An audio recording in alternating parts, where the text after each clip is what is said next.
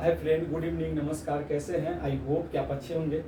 तो प्रत्येक दिन की तरह फिर से आज आपके सामने आधुनिक इतिहास के प्रारंभिक चरण के संदर्भ में एक टॉपिक पर आज चर्चा करेंगे।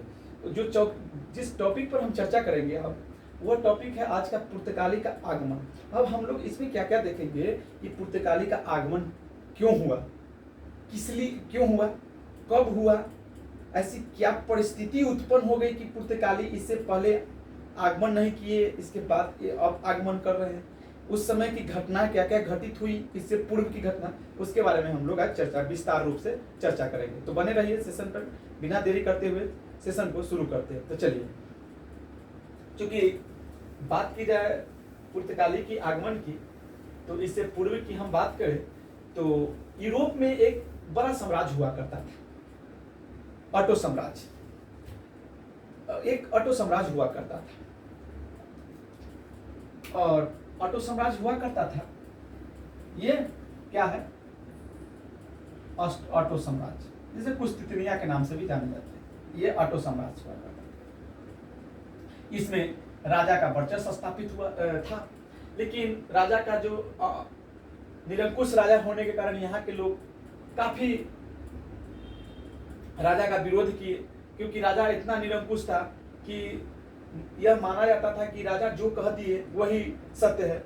इनकी निरंकुशता इतना था कि व्यक्ति के सांस के अलावा जितने भी तत्व थे उस सभी तत्व पर राजा का आधिपत्य स्थापित था।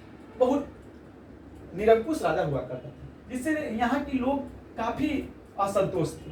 वो चाह रहे थे कि राजा से किस प्रकार से हमें मुक्ति मिले। इसी संदर्भ में कुस्तिनिया का पतन होता है, ऑटो साम्राज्य का पतन होता है। ये ऑटो साम्राज्य है, ऑटो साम्राज्य का क्या होता है? पतन होता है।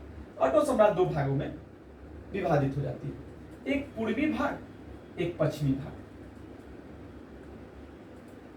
पश्चिमी भाग में विभाजित हो जाती है, और पूर्वी भाग में होता यह है कि यहाँ पे इस्लामिक वर्चस्व स्थापित हो जाता है, और इस्लामिक वर्चस्व स्थापित होने के कारण यहाँ धर्मांतर की नीति अपनाई जाती है, और काफी व्यापक स्तर पर धर्मांतर की जाती है, जिससे यूरोपीय देश काफी भयभीत हुआ करते थे। चूंकि बात की जाए यूरोपीय देशों की, तो यूरोपीय देशों के व्यापारी जो भारत के साथ प्रत्यक्ष रूप से व्यापार नहीं करते थे, अप्रत्यक्ष रूप से व्यापार किया करते थे। यानी यहाँ से जो थे, यहाँ भारत यहाँ था, तो यहाँ से वो अरबी व्यापारी व्यापार करके जाते थे भारत से, और वह क्या करते थे, भारत के और यूरोपीय व्यापारी अरबी व्यापारी से व्यापार किया करते थे। वो प्रत्यक्ष रूप से नहीं किया जाते, ये अस्तर मार्ग से व्यापार हुआ करता था। अब विभाजन हो गया, अब विभाजन यहाँ पे इस्लामिक वर्चस्व स्थापित हो गया, और ये जो यूरोपीय जो व्यापार थे वो भयभीत थे, डरे हुए थे, और वह भारत मतलब कि वह डरे हुए थे, क्योंकि यहाँ पे धर्मांतर की नीति अपनाई जा रही थी, तो डरे हुए थे, जिसके कारण क्या हुआ, व्यापार ठप हो गया।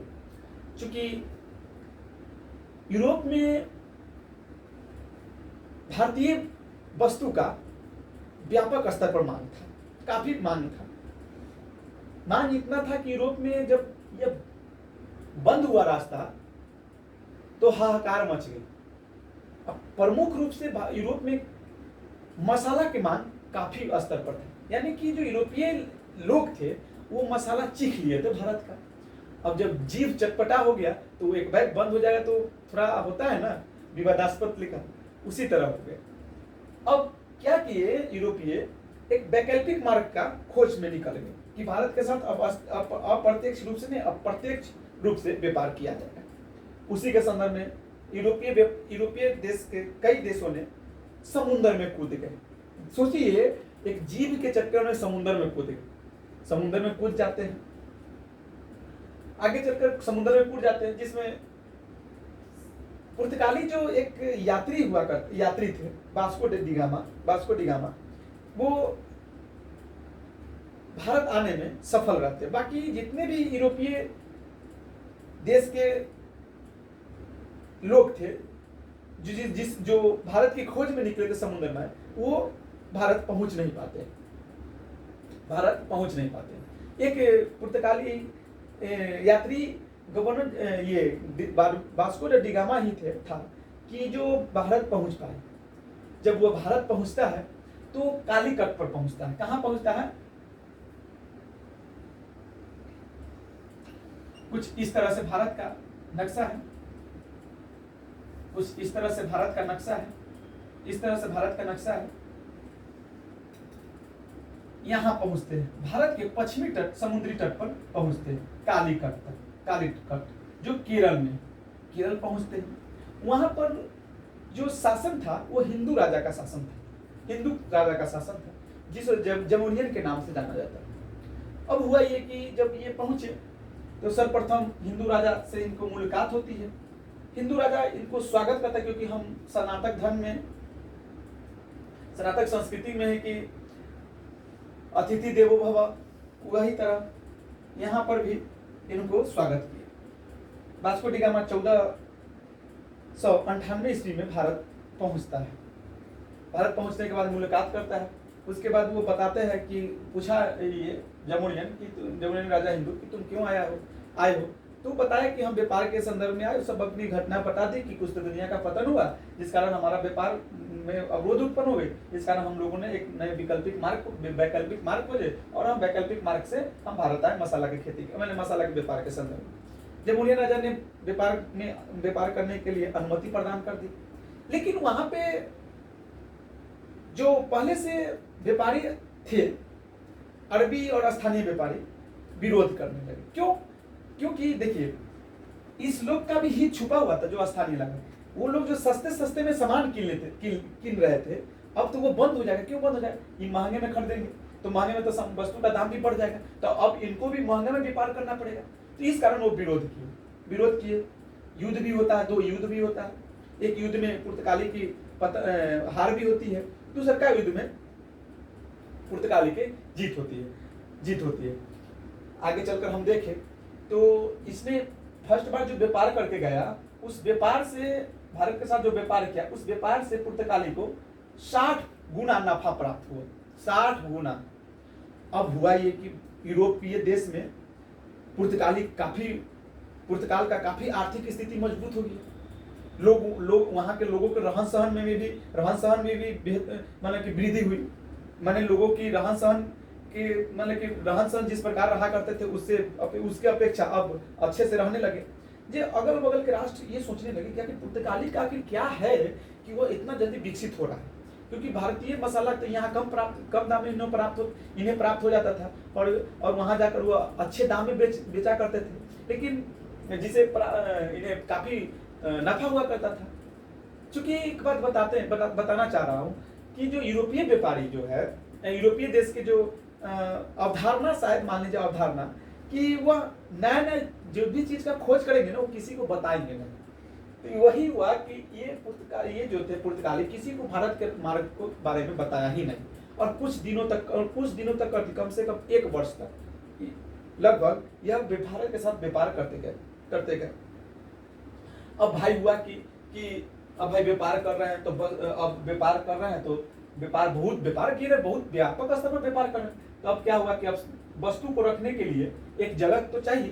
तो इसलिए उसने पुर्तगाली ने भारत में सर्वप्रथम फैक्ट्री प्रणाली का स्थापना किया।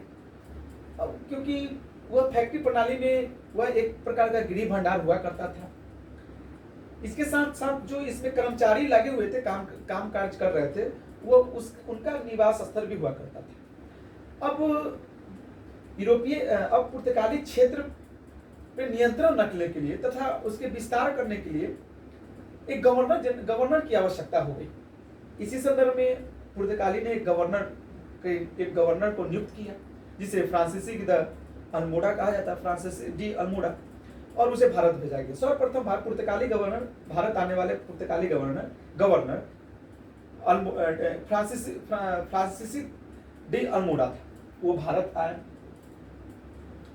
आए और भारत में वो अपने क्षेत्र को विस्तार करना चाहा, और इस संदर्भ में उन्होंने नीले पानी की नीति लाया, लेकिन उसने लागू नहीं किया।